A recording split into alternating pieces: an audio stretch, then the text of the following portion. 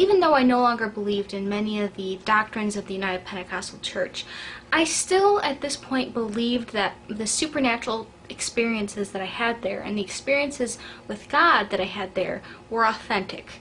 But this was about to be called into question.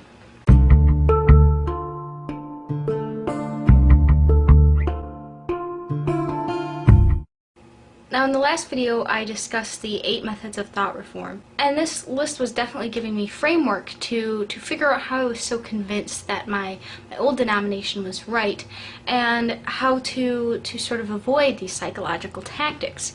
But when I was looking at the psychological tactic mystical manipulation, I was a little bit confused. To refresh your memory, mystical manipulation is the manipulation of planned and orchestrated events to make them appear to be spontaneous. For me, it was hard to grasp that my experience with God could have been orchestrated in some way. And even though I was ready to sort of throw my ex-denomination under the bus to say, you know, they did a bunch of things wrong, there's a bunch of problems with that, so I was much more resistant when it came to calling my own personal experience into question. Now, let me explain kind of how my faith system worked and why personal experience was so important to me. You see, the first time I decided I really believed in God and dedicated myself to Christ was in United Pentecostal Church, and I'd spoken tongues, and I considered this to be like an external sign, and this was, you know, the first time I felt like I talked to God at that time, and I felt like I had an experience meeting Christ, you know, for the first time, really. So that personal experience actually convinced me that that church at least had some components of the truth. It took a little more time for me to fully accept everything, but that was the main reason I kept going to that church. If that personal experience would have never happened, I probably would have never become a Christian of any kind. So that personal experience fueled my belief that the church had some truth to it, and the church taught me that the Bible was the truth, was the foundation of truth, and that all my personal experiences were backed up by the Bible. And I believe that my personal experiences and other people's personal experiences within the church were founded in promises made in the Bible. So I believed that the Bible was true because of my personal experiences, and I believed that my personal experiences were legitimate because they were supported by the Bible. And this was kind of the engine that that drove my faith. And that is why I was so hesitant to sort of touch the personal experience part of my faith. That's why it was so threatening. But around this time, I found a website, www.spiritualabuse.org, which was a website run by a Christian who was speaking out against the negative things about the United Pentecostal Church. Some of their accountability issues were talked about on the site, some of their doctrine issues were talked about on the site, but there's a whole list of people who left the United Pentecostal Church due to problems within the organization. So around this time I was finding a lot of comfort from hearing other people's experiences and sort of discussing those things, but they also had a forum on this site. So I was looking on this forum, and I don't remember what I was searching for exactly. I was just reading through a lot of stuff. And somebody, I don't remember who it was, posted a link to the documentary Marjo.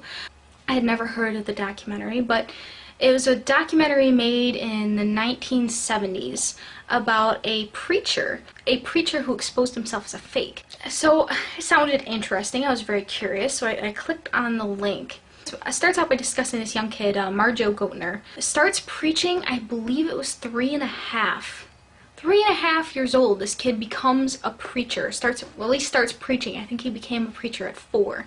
You hear this kid preach, and it's actually pretty phenomenal that this kid is able to, you know, mimic the sort of preaching so well, this sort of charismatic preacher.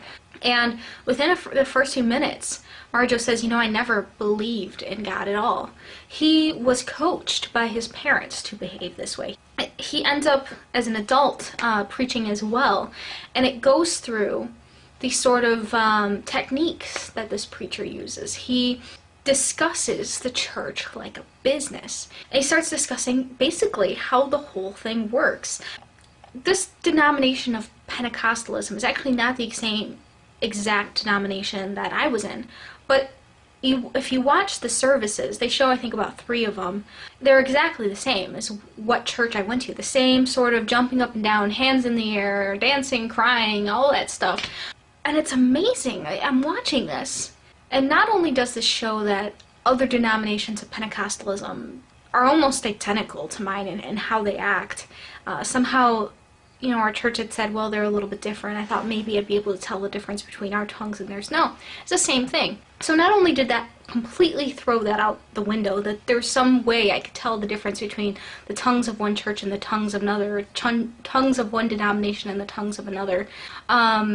Even Marjo, who was a complete fraud and admitted it, could speak in tongues like nothing. It was easy. You know, no big deal. And he did during the video multiple times.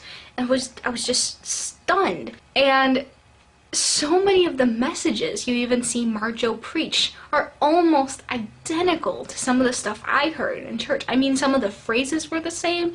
It was cookie cutter the same. It creeped me out.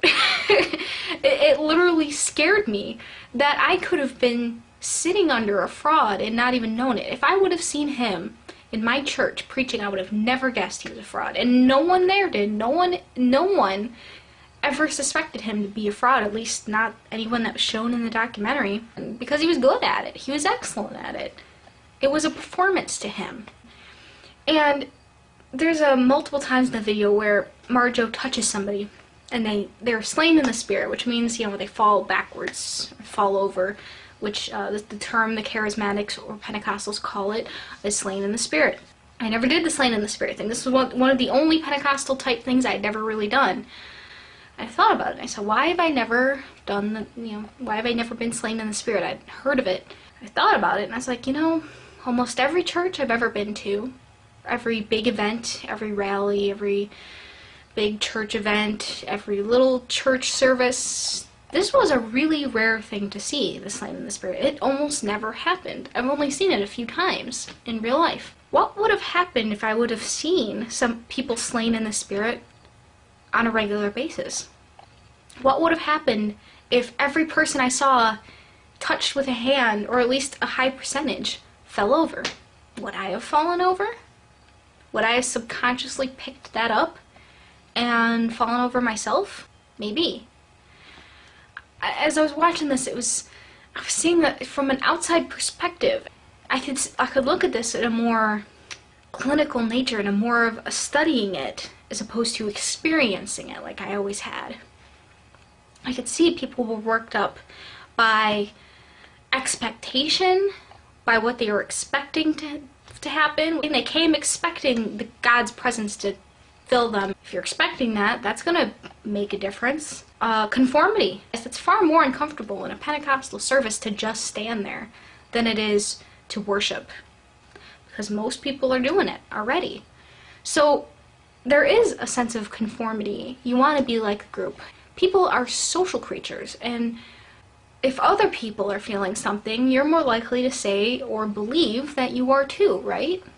And you could see people, you know, come up and they swarm around you, and you hear the tongues, and you get swept up in this emotional, you know, highly charged event. Yeah, you're gonna act a little odd.